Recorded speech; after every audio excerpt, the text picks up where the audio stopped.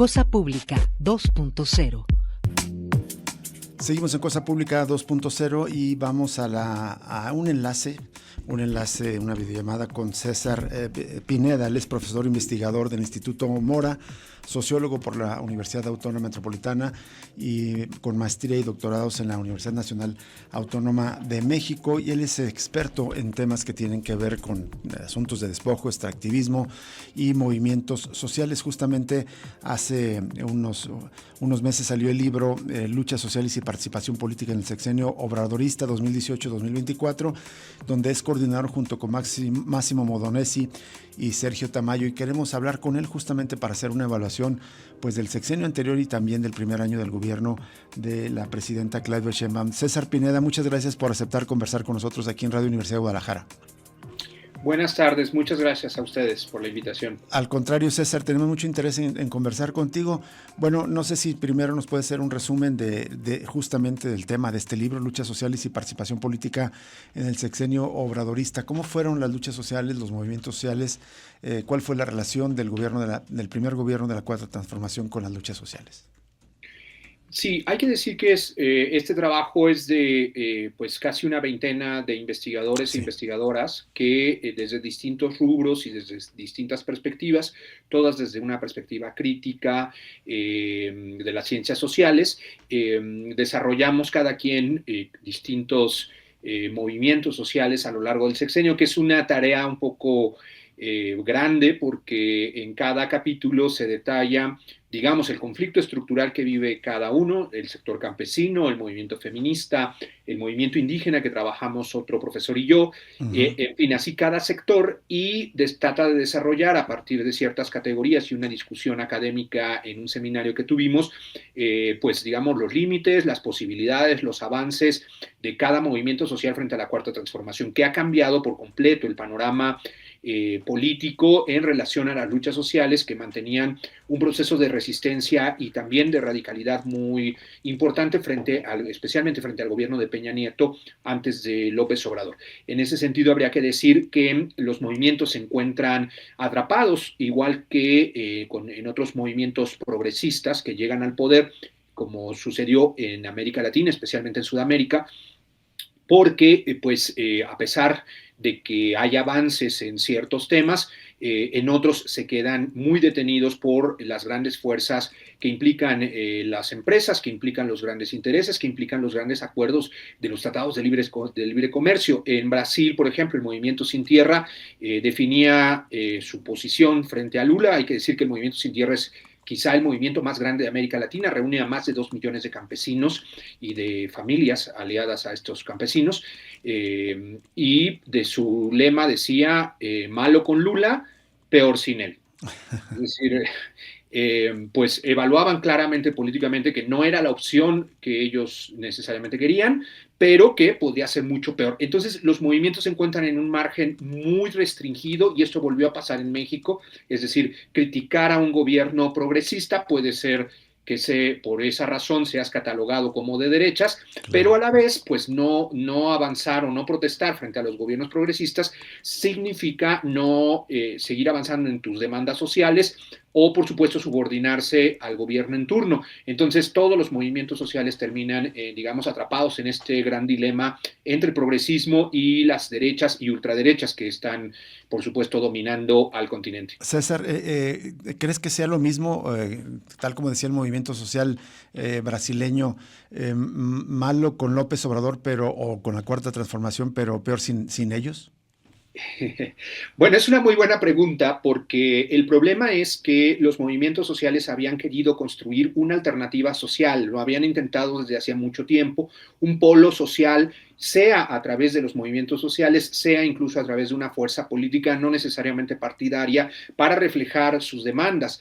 Creo que lo que Pablo Iglesias llama malmenorismo, o sea, el mal menor, que es lo que tú estás preguntando de, bueno, no es lo que queremos, pero es un mal menor que las derechas. Cada movimiento, lo explicamos un poquito en el libro, tuvo muchísimos problemas para dar esta discusión internamente, porque, por ejemplo, algunos movimientos decían, no hay que discutir de esto, lo electoral, porque nos divide, pero eso hacía que sus propias bases sociales migraran al obradorismo, abandonando a ciertos liderazgos y a ciertas posiciones críticas. Entonces, discutirlo no necesariamente salía del problema. Pero por el otro, muchos movimientos, precisamente por tener una posición malmenorista, terminaban apoyando a la Cuarta Transformación y a ciertas formas de hacer política que no benefician al movimiento social. Y a su vez, los que critican más a la Cuarta Transformación pueden quedar muy aislados. Como ves, no hay una solución sencilla para este dilema. Yo diría que hay movimientos que lo han ido tratando de salvar lo mejor posible bajo ciertas condiciones muy particulares, negociando a veces, protestando otras y tratando de avanzar en su propia agenda. Creo que sí hay un problema en quedar aislados frente a la crítica o en la crítica frente al gobierno, a los gobiernos de la Cuarta Transformación, porque reduce el margen de influencia de los movimientos sociales, que lamentablemente creo, por esta separación muy grande que hubo del movimiento social, por ejemplo, con la estructura partidaria de Morena, en muchas ocasiones hay una total incomprensión desde esas estructuras partidarias a los avances, propuestas y ejes que los movimientos sociales han madurado pues, en las últimas décadas. Así es.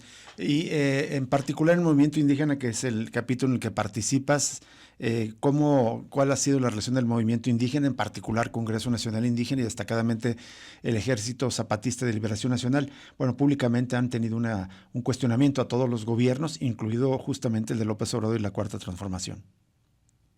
Sí, hay que decir que hay quizá tres sectores, por decirlo de manera muy gruesa.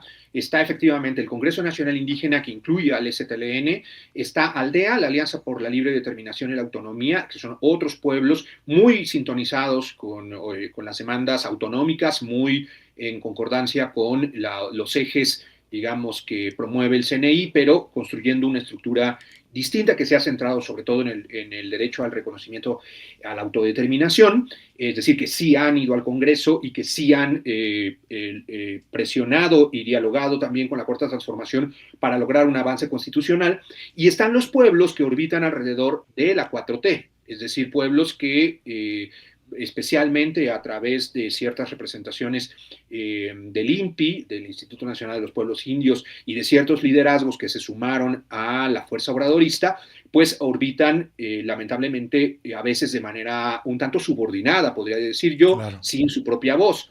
Entonces, lo que tenemos y que representamos un poquito en este texto es que esta fragmentación, que es típica pues, de los movimientos sociales, no, el movimiento indígena no es el único que esté dividido, pero siempre hay tendencias en el movimiento obrero, en el movimiento estudiantil, etcétera, pues debilita un poco su visibilidad y sus demandas. Hay que entender que el movimiento indígena determinó la agenda mexicana a finales de los años 90, a partir del alzamiento zapatista, y hasta entrado el siglo XXI, porque estaba en discusión de cómo el Estado podría ser reformado para tener una nueva relación con los pueblos indígenas. Desde mi punto de vista, el que no se hayan cumplido los acuerdos de San Andrés y que no se haya logrado una reforma indígena en materia también territorial y en materia de reconocimiento de las autonomías plenos, es una de las tragedias mexicanas que nos llevó a una partidocracia.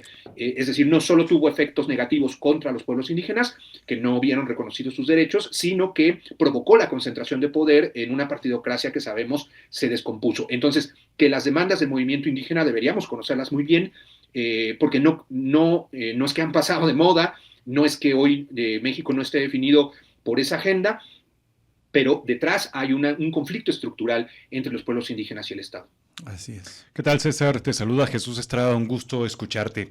Buenas tardes. Buenas tardes. Un par de preguntas, César. ¿Cómo ha quedado a deber lo que es hasta ahora la Cuarta Transformación en algunas cuestiones o planteamientos puntuales que se hicieron desde antes de la llegada de López Obrador? Me refiero, por ejemplo, a la prohibición del fracking. Hemos estado hablando esta semana, es una promesa incumplida de López Obrador y de Claudia Sheinbaum, pero hay otros asuntos también, como la prohibición de los transgénicos, quedó a medias prácticamente, del glifosato, el tema de la restricción a la minería de cielo abierto, es decir, una serie de promesas que no se cumplieron o se cumplieron a medias, sobre todo de cara al sector popular. Totalmente. El problema es, lo que vimos fue algunos intentos de regulación. O sea, yo reconozco que la 4T y desde la presidencia se lanzó una de las leyes más avanzadas, la de minería, que parecía pues responder efectivamente no solo a la demanda popular de las comunidades que están siendo devastadas por la minería, sino reconociendo además una de las legislaciones más, digamos, sofisticadas en ponerle un freno al capital. Pero lamentablemente desde la presidencia y pasó al Congreso, lo que vimos fue que esa ley se le descabezó, se le redujo, se le cercenó, por la presión de las cámaras empresariales de la minería.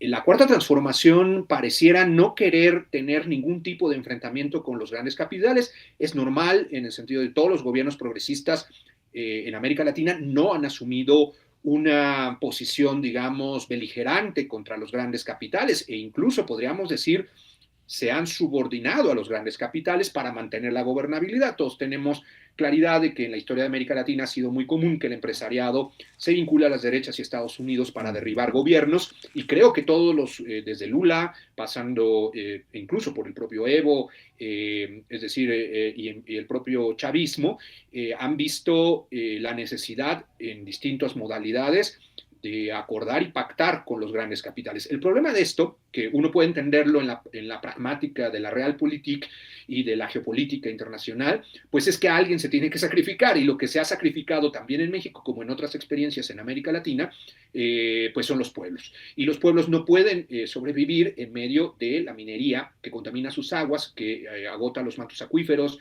y tiene derrames tóxicos todo el tiempo. Nosotros encontramos, por ejemplo, 54 conflictos mineros, que es el rubro del extractivismo, representan el 55% de casi un centenar de conflictos durante el gobierno de López Obrador.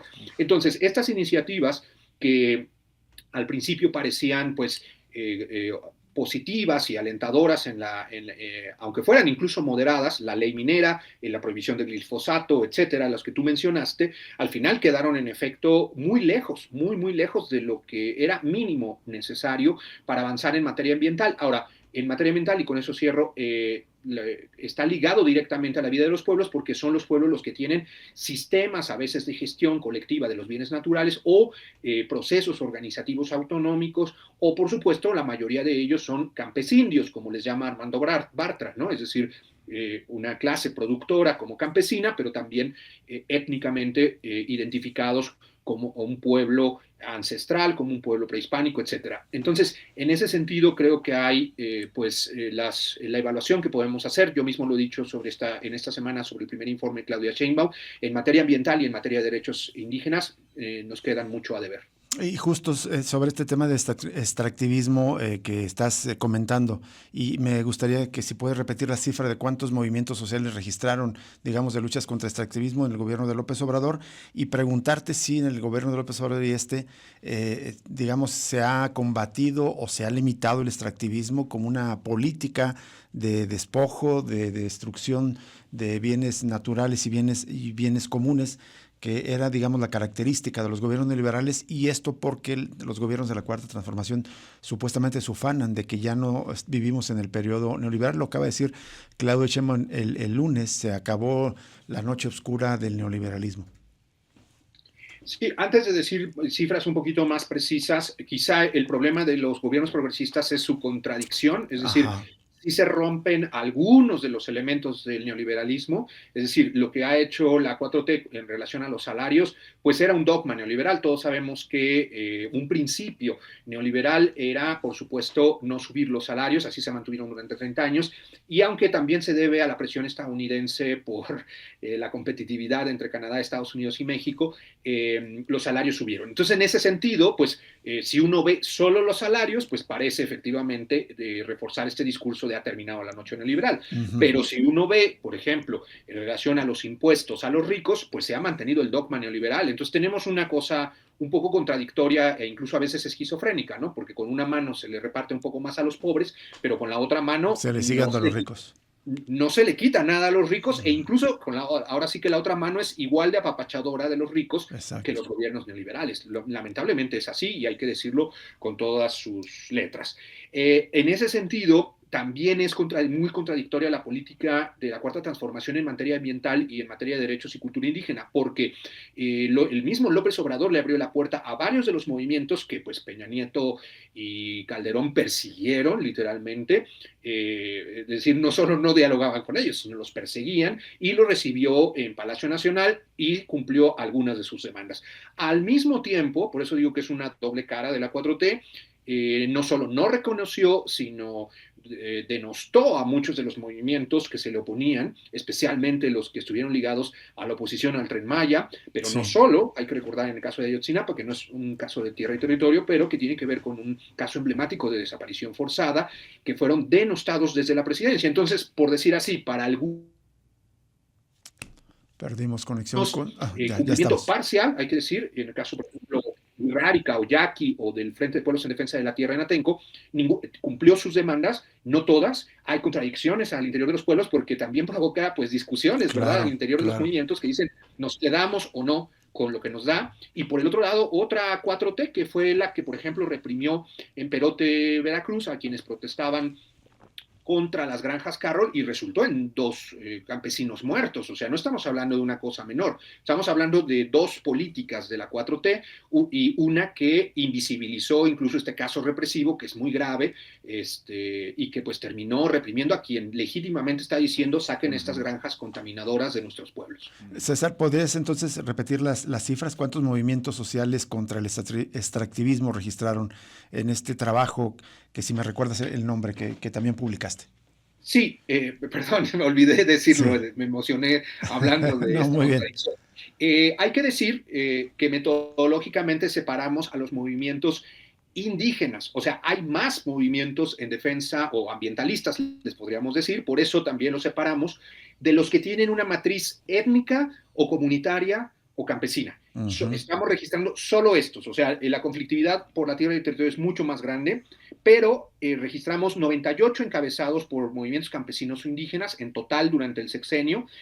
Nos faltó un semestre porque ahí teníamos que hacer el corte para el libro, pero de esos, digamos, la mayoría son de extractivismo, son 75, pero tenemos muchos más de mega infraestructura, obviamente el Tren Maya, entre otras, energética, tenemos de hiperurbanización y turismo, los separamos así, y agroindustrial, es decir, en este caso, por ejemplo, los de granjas Carroll, que claro, son enormes granjas de porcinas, que estamos hablando de 30,000 cerdos en una sola granja, en un solo punto, que obviamente sus desechos en el agua contaminan el medio ambiente con una degradación muy acelerada. Entonces, estamos hablando del 98 de estos procesos, donde hay que decir que también es muy difícil decir que todos son iguales, porque en algunos casos, por ejemplo, si nos concentramos en la minería, lo digo muy rápido, uh-huh, algunos de estos conflictos solo les llamamos solo de conflictividad socioeconómica, porque solo piden indemnización. No están hablando del medio ambiente, sino de que los daños que han hecho, por ejemplo, las mineras, en sus casas, en sus comunidades, amigos, les paguen una indemnización. Hay otro que se llama, le hemos puesto ecológico distributivo, en el sentido de que ahí sí denuncian los efectos ambientales, o sea, ¿quién paga los platos rotos en el medio ambiente? Bueno, generalmente son, evidentemente, se les dejan las consecuencias a los pueblos, y aquí hablamos de muchísimas razones de contaminación. Claro. Y un tercer tipo de conflicto en la minería, aunque es transversal a todos los que analizamos, son los que llamamos etnoterritoriales, o ecopolíticos, porque no están hablando solo de las afectaciones ambientales, sino de que ellos mandan sobre sus territorios y están violando las empresas o el gobierno o el Estado sus derechos territoriales. El libro se llama Luchas Sociales y Participación Política en el Sexenio Obradorista. Lo realizamos, bueno, los coordinadores somos el doctor Sergio Tamayo, Máximo Modonesi y yo, que estuvimos coordinando un seminario amplio de investigación con muchos investigadores que seguramente si lo pueden acceder, que es de libre claro, acceso a internet, pueden revisar todos estos trabajos. Por aquí lo tenemos y lo compartimos. Una última pregunta, César, solo en cuestión de segundos y es compleja, pero ahorita comentabas el tema de salarios, si bien es histórico el aumento de salario y que más de 13 millones de personas salieron de la pobreza extrema, se mantiene todavía la pobreza con estas políticas, y de hecho es preguntarte, con todas estas políticas económicas, extractivistas, ambientales, ¿se mantiene o se ha estrechado aún más la desigualdad en el país?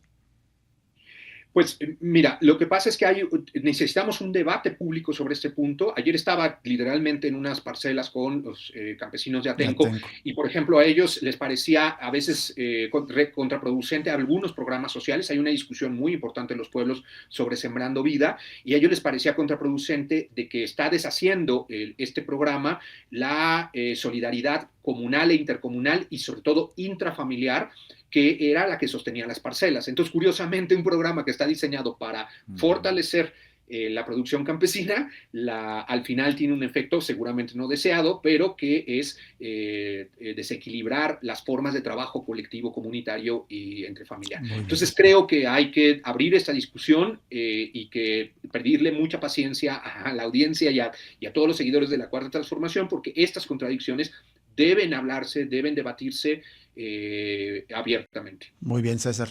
Te agradecemos enormemente que nos hayas tomado esta llamada y si nos permites, pues más adelante seguimos en contacto contigo para abundar sobre estos temas tan relevantes de las luchas sociales y la conflictividad social en los actuales gobiernos. Muchas gracias, César Pineda. Muchas gracias a Cosa Pública por la invitación. Al contrario, te agradecemos mucho, César Pineda, profesor investigador del Instituto Mora, sociólogo, maestro y doctor de Ciencia Política de la Universidad Nacional Autónoma de México. Vamos a una pausa y regresamos. Un contacto que estamos buscando con Isidoro Vicario, el abogado de los padres de los 43 normalistas de Ayotzinapa, luego del encuentro de ayer con la presidenta Claudia Sheinbaum.